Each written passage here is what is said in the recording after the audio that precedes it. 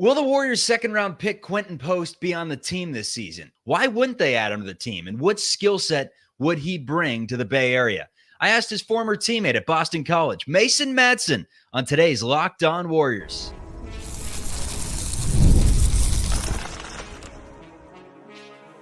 You are Locked On Warriors, your daily Golden State Warriors podcast. Part of the Locked On Podcast Network, your team every day.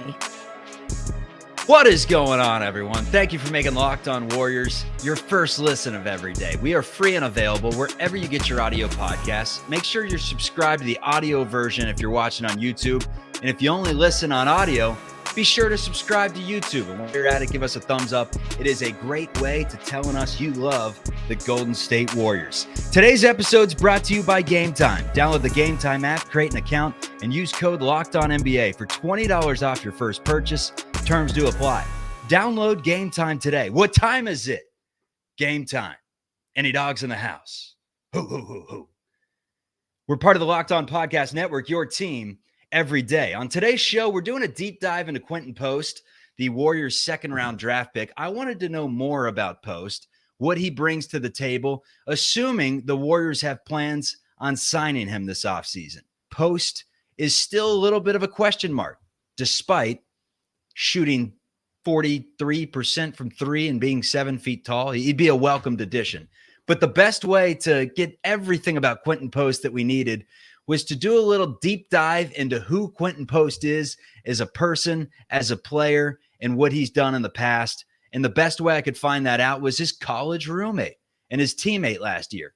Point guard for Boston College, Mason Madsen. Here's the interview. The Golden State Warriors took Quinten Post with the 52nd pick of the second round, and Quinten Post is not yet a Golden State Warrior. Why? I have no idea. I'm trying to find some flaws in his game, have not seen it from the tape.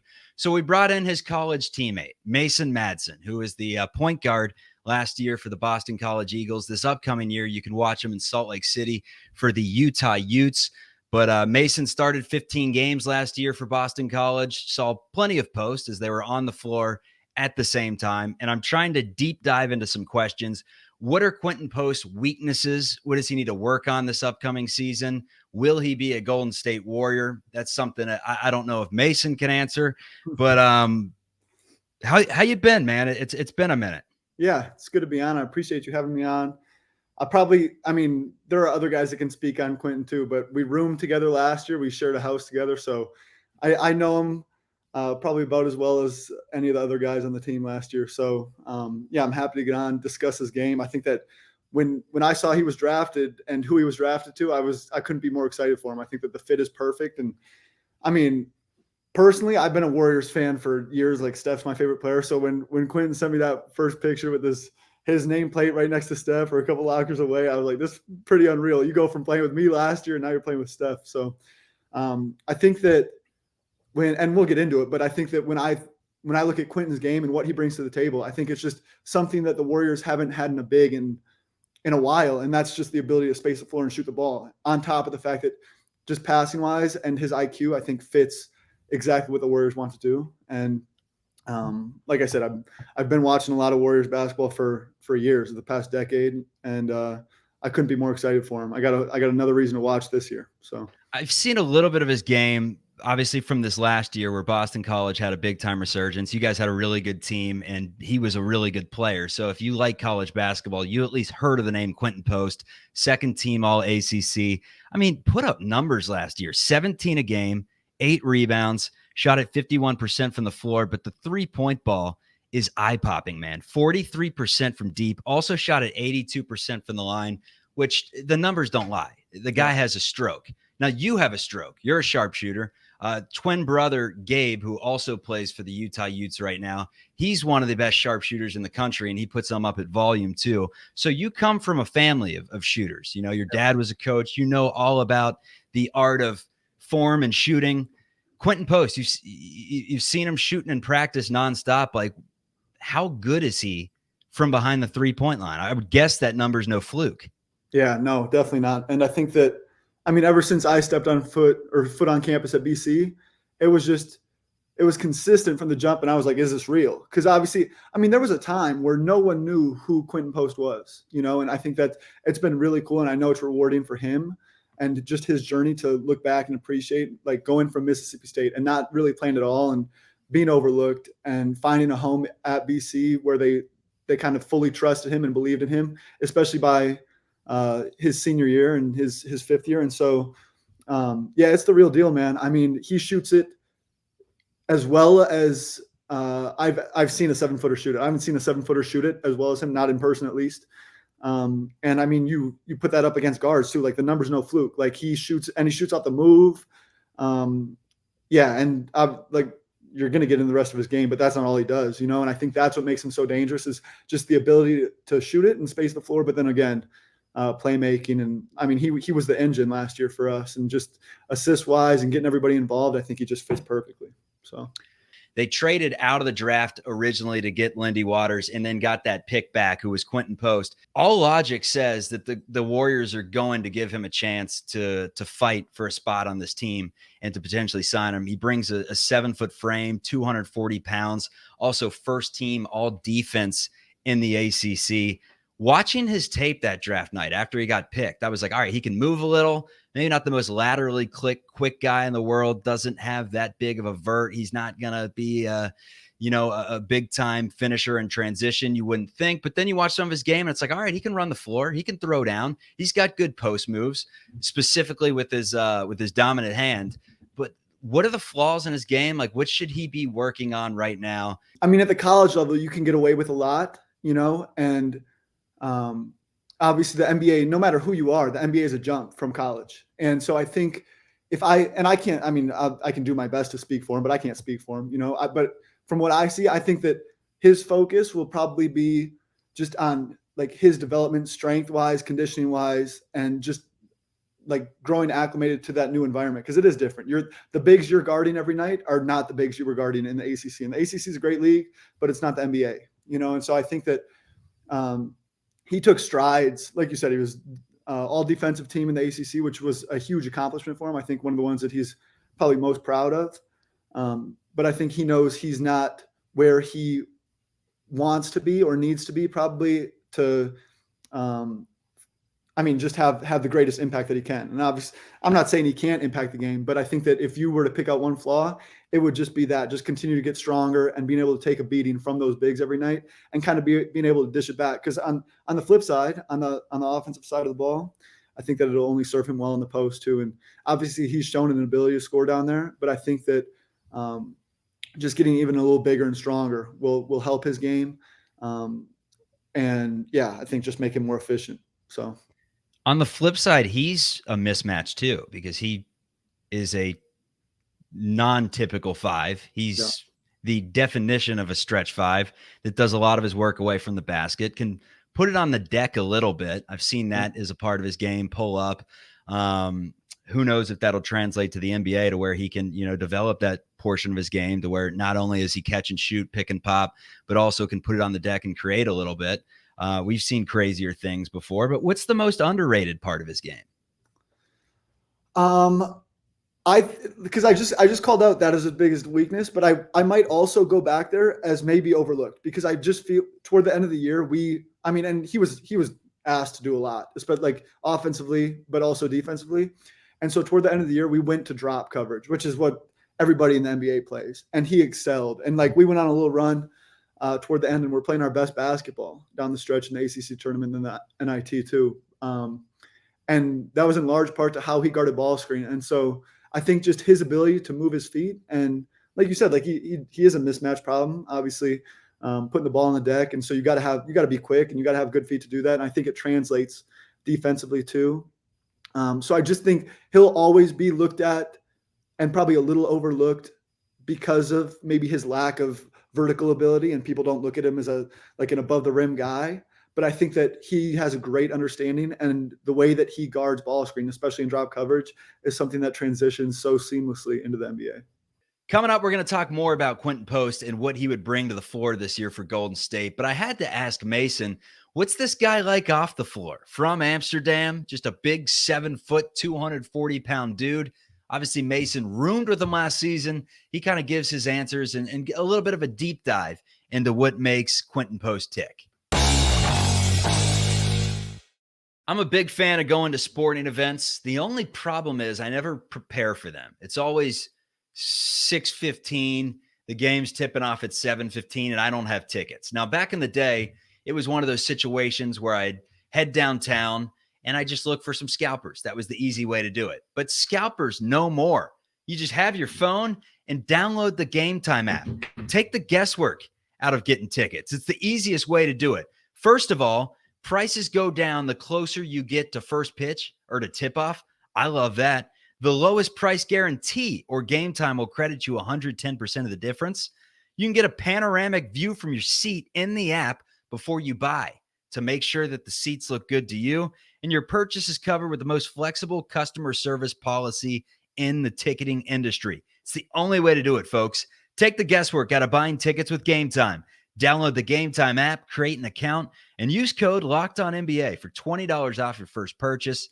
Terms apply. Again, create an account and redeem code LOCKEDONNBA for $20 off. Download Gametime today. What time is it? Gametime. What's his personality like? You know, is he a super competitive guy? Is he someone that'll get teed up in a basketball game? Is he absolutely no way he's ever getting a technical? Like, you know him more than most. Give me the kind of the personality quirks from Amsterdam. Yeah, I think that's probably the knock on a lot of Europeans, especially European bigs. It's like they're just a little softer, and that's not QP. I'm telling you right now, like this, he's got a little dog in him, and it's real. It's genuine. There were some times in practice where he got called out because it was like, you're a leader now, you're a fifth-year guy, you got to control your emotions a little bit, and that's something that he worked really hard on. But you can't take away and you can't fully suppress the thing that makes someone so good. And I think that is just that fight and that dog that he has in him, because he remembers the time when he was overlooked. And so he definitely plays with a chip on his shoulder, which I feel like is a good thing, especially when it's controlled. And I think that he's gotten himself to a point where that's definitely the case. I'm not saying he'll never get a tech, because I think there were a couple last year, but for the most part, he's gotten it under control. And he's just a passionate guy, loves to win. And I would never fault someone for that.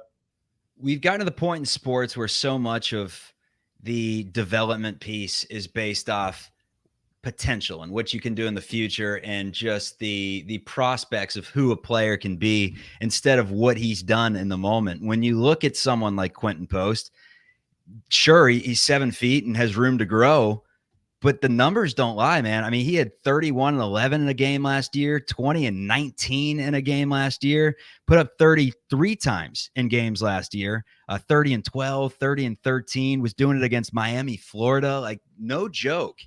Why are so many people sleeping on Quinten Post? And I know that Boston College, hasn't been the program that they were since Craig Smith was running around, since Jared Dudley. It's been a minute, and that sometimes has a lot to do with it, where players are overlooked. But why do you think it is with Post?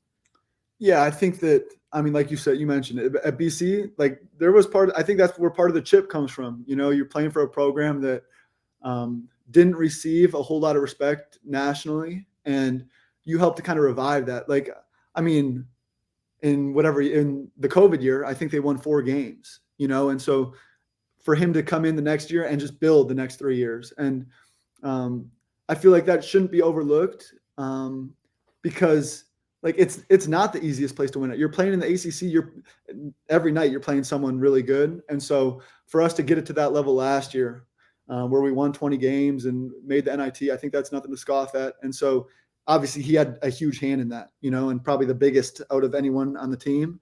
And that speaks to his development, because his junior year, he wasn't that. And so just the constant work he put in led to that. I will also say, I think that when you talk about why he's being overlooked, like the age thing might be like he's 24, but I feel like in recent years, you've kind of seen, for a long time, it was one and done. Like our one and dones are taking the majority of the lottery picks in the first round and early second round, and people are drafting off potential instead of a guy that's 24 like QP, but he's ready to step in an NBA game and impact winning right away. And I think that that's something that can't be overlooked. And it might be right now, but I'm just telling you, like, when he gets a chance, and when he's comfortable, it's only a matter of time before good things happen. So, I mean, they drafted Trace Jackson-Davis last year, who was kind of the same way, had played a full collegiate career plus the COVID year, and he came in, was polished beyond his years, or I guess polished beyond his experience, because he had plenty of years of experience at the level before in college. But you were roommates with Quinten Post, you were saying. So what's something we don't know about him that we should? Is he someone that goes to sleep at 7 o'clock at night? Is he someone that only eats Eggo waffles for breakfast? Is he someone that like, give me the quirks that people need to know about Quinten Post, the fun facts in the media page. I'll do PR's job for him. Oh man, I mean, it's funny, when I was thinking about what questions you were going to ask me, I kind of thought about this one, and I was like, what is a quirk of his? It's funny though, like we were talking before we started recording, and I started like a YouTube thing last year, and I had a segment on every single, so I did day in the life every game day, and we had a segment every time where I did, like, it started off like U.S. geography with the European, and I would ask him questions about, like, do you know this about the U.S.?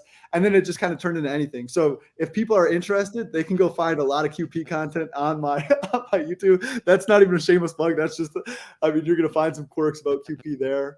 I will tell you, he's not an early to bed kind of guy. So the doors in our house creaked a lot, and you could always tell when he stomps up the stairs very loudly. I will say that he's 240. He's 240.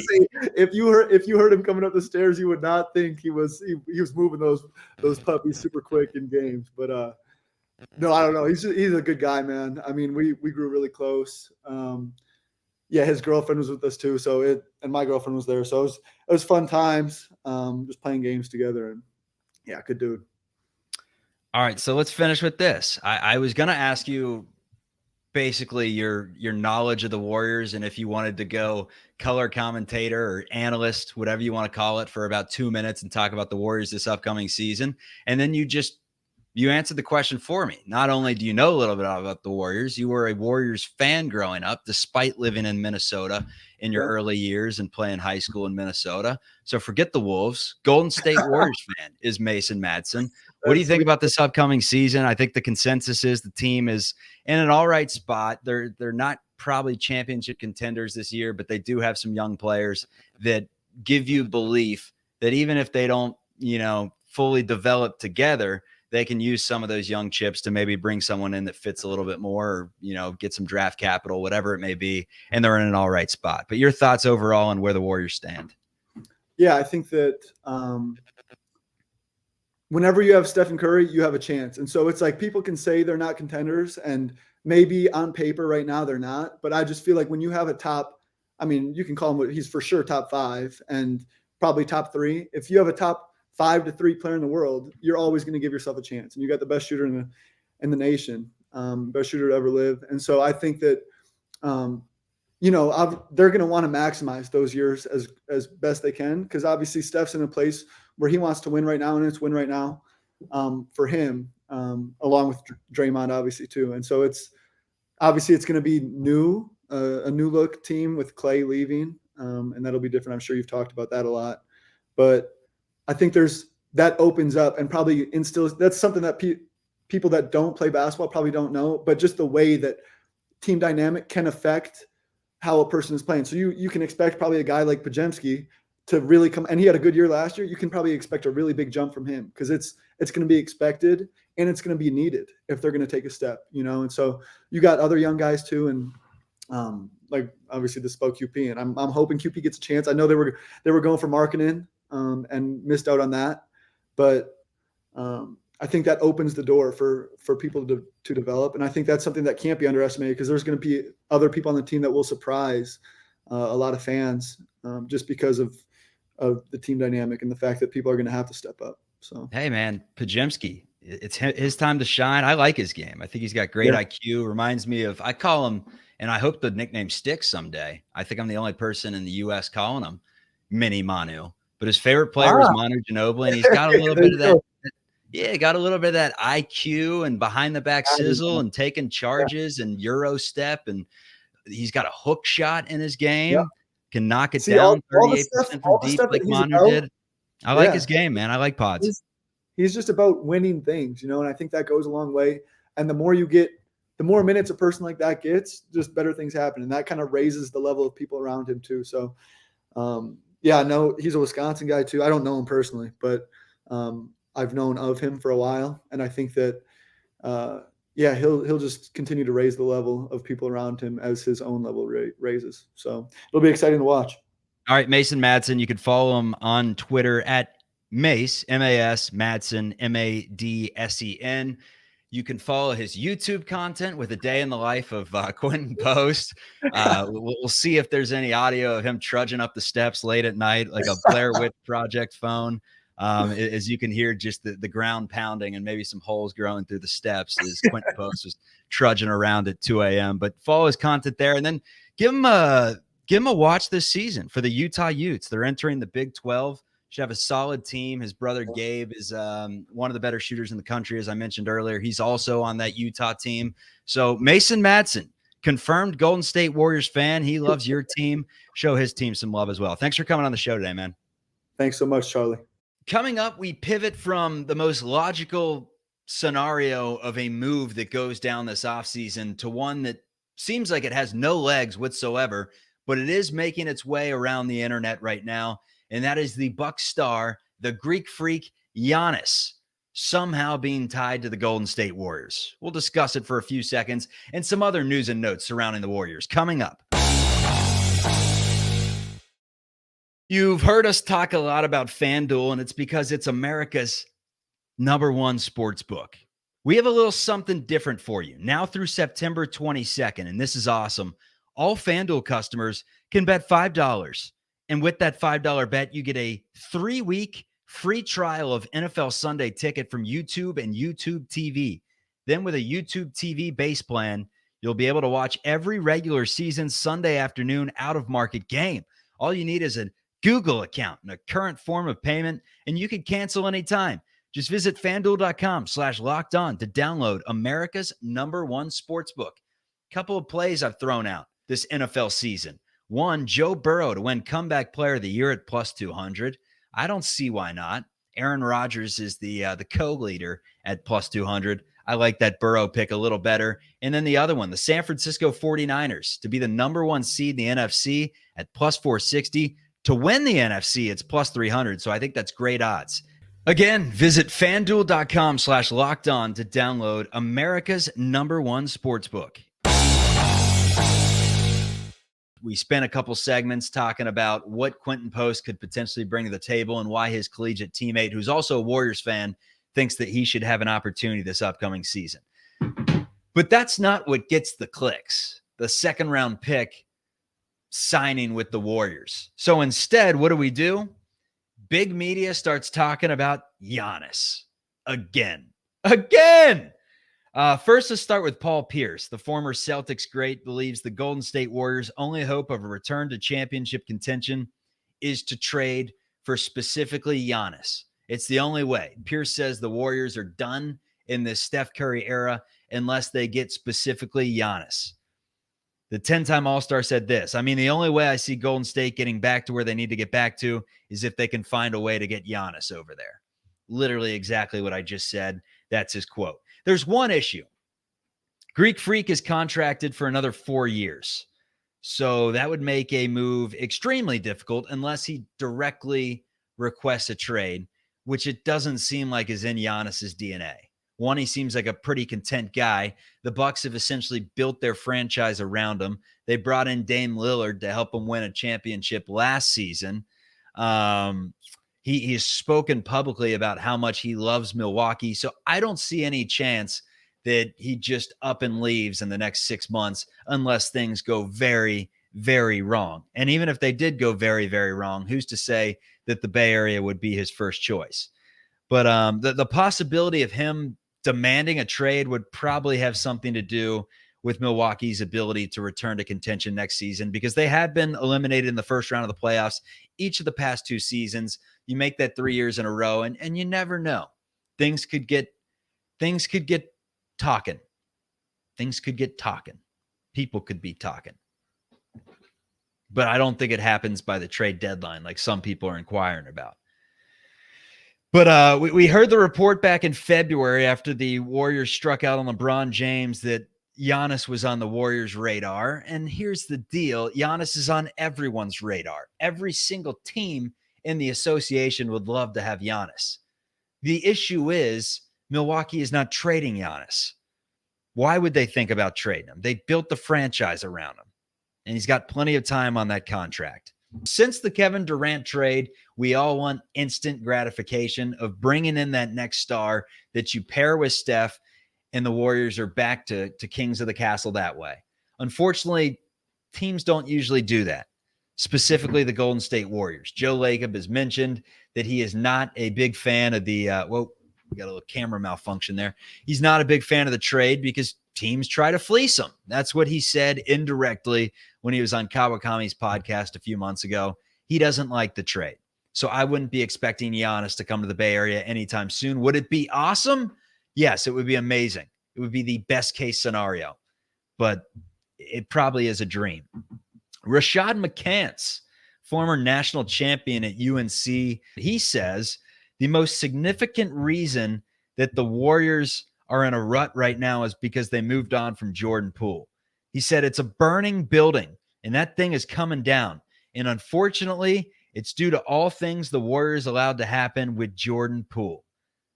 Choosing Brandon Bajemski and Draymond Green and Kuminga over Jordan Poole to me was crazy. I just can't see it. Anytime I think about the Warriors, I think about Jordan Poole. I feel like that's why Clay left, and I feel like that's why they're going to break the team up, and it's unfortunate, said McCants.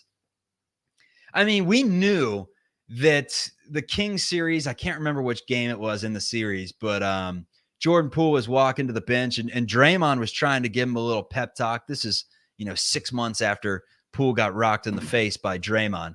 And Draymond's trying to give him a little pep talk, and basically Poole's just like, get out of here. Puts his hand down, pushes his hand down, whatever it may be, walks over to the bench. Draymond just kind of shrugs his shoulders. Curry walks over to Poole, gets in Poole's face, and he's like, what's that for? Draymond's my guy. Don't you be doing that. And then right after Curry leaves Poole, he walks over to Draymond, Curry does, and daps up Draymond. And that was the moment I knew that Jordan Poole could just not coexist with this current core if the Warriors were going to, prioritize a Draymond Green over a Jordan Poole. I do still think he's a pretty nice player, someone that can score a whole lot of points. And the knock against Jordan Poole is, well, he's not a winning player. You can't win a championship with Jordan Poole on your team. I beg to differ. He won a championship, and he was a massive reason why the Warriors were able to overcome a slow start in Game 6 in Boston and win that game. I mean, he put on a big run. He was one of the catalysts in a run they went on in that game. And quite frankly, the Poole and the gang lineup in the Denver series and what he did all season to help him start off 18-2 that year. Jordan Poole doesn't get the credit he deserves. But Rashad McCants, come on, that's an asinine statement. Everything is falling apart because Jordan Poole got traded away. I mean, at this point, the fact that Chris Paul's no longer on the team, that was just a salary dump. So if you want to look at it that way, they just essentially got the money back that they put into Jordan Poole. So yes, it did not go perfect. Were there a lot of mistakes made behind the scenes? Yes, I think the Warriors would absolutely tell you that. But no way, in my opinion, is anything that Rashad McCants saying in this situation have any legs to it. Thank you again for making Locked On Warriors your first listen today. Now go check out the Locked On NBA podcast, where the season never ends, providing national expertise with a local perspective. You can find the link to Locked On NBA in the description, so you don't need to search. It's part of the Locked On Podcast Network, your team every day. Thank you to Mason Madsen. You can check him out for the Utah Utes this upcoming season. He came on Locked On Warriors today and gave his opinions and analysis on his former teammate, Quinten Post. As Warriors fans sit back and wait to see if the Dubs will sign the 7-foot sharpshooter. Charlie Walter, or Chuck Walter as some know me, thanks for listening to Locked On Warriors, free and available wherever you get your podcasts.